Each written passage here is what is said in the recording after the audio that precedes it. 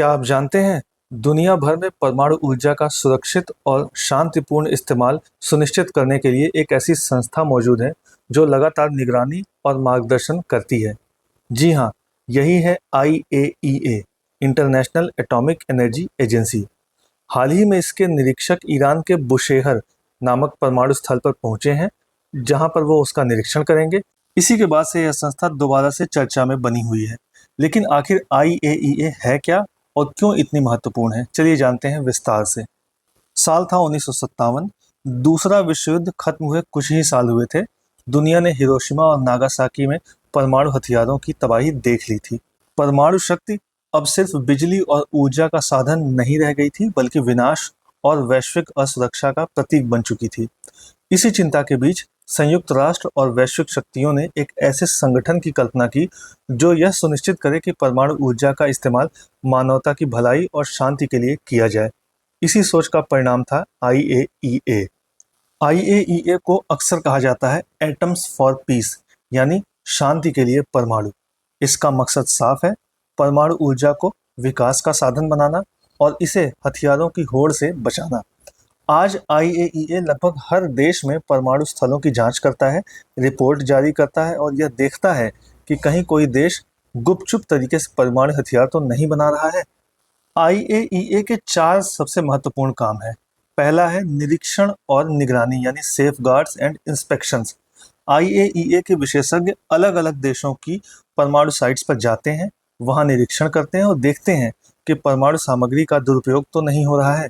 उदाहरण के लिए हाल ही में IAEA के निरीक्षक ईरान के बुशेहर परमाणु स्थल पर पहुंचे।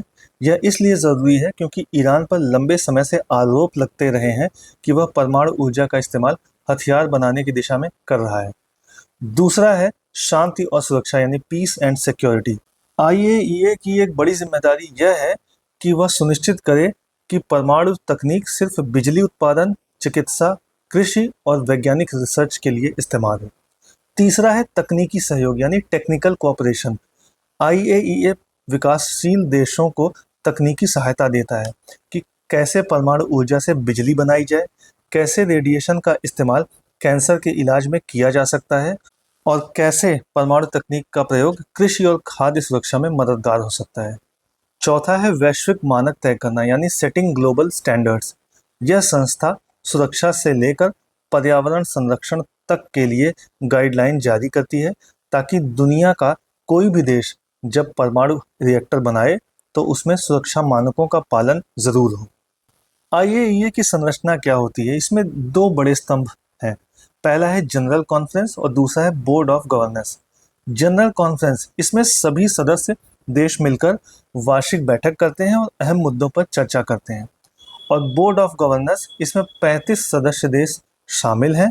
ये लोग संस्था की नीतियों और फैसलों को लागू करते हैं। IAEA सिर्फ वैज्ञानिक संस्था नहीं है, बल्कि यह एक जियोपॉलिटिकल प्लेयर भी है। ईरान के परमाणु कार्यक्रम पर दुनिया की नज़र IAEA की रिपोर्ट्स पर टिकी रहती है। उत्तर कोरिया के परमाणु परीक्षणों की जानकारी भी सबसे पहले IAEA की रिपोर्ट से मिलती है। यही संस्था दुनिया को बताती है कि कौन सा देश परमाणु संधि यानी NPT का पालन कर रहा है और कौन नहीं। यानी IAEA की एक रिपोर्ट कई बार किसी देश की अंतर्राष्ट्रीय छवि और भविष्य की कूटनीति तय कर देती है। IAEA का मुख्यालय वियना, जो कि ऑस्ट्रेलिया में है, वहाँ पर है। साल 2005 में IAEA और उसके महानिदेशक मोहम्मद अल बरादई को नोबेल शांति पुरस्कार दिया गया था। भारत भी IAEA का अहम सदस्य है। 2018 का भारत अमेरिका परमाणु समझौता तभी संभव हो पाया था जब IAEA ने भारत के परमाणु कार्यक्रम को मंजूरी दी थी। आज भारत IAEA की मदद से परमाणु ऊर्जा का शांतिपूर्ण इस्तेमाल बिजली उत्पादन, चिकित्सा और रिसर्च में कर रहा है। तो इस तरीके से IAEA सिर्फ एक संस्था नहीं, बल्कि दुनिया की सुरक्षा की एक मजबूत ढाल है। यह सुनिश्चित करती है कि परमाणु ऊर्जा का उपयोग सिर्फ विकास और शांति के लिए हो, न कि विनाश के लिए हो। अगर आप अंतर्राष्ट्रीय संगठनों और वैश्विक राजनीति के बारे में और जानना चाहते हैं तो चैनल को सब्सक्राइब करें। वीडियो अच्छा लगा हो तो लाइक, शेयर और कमेंट करें।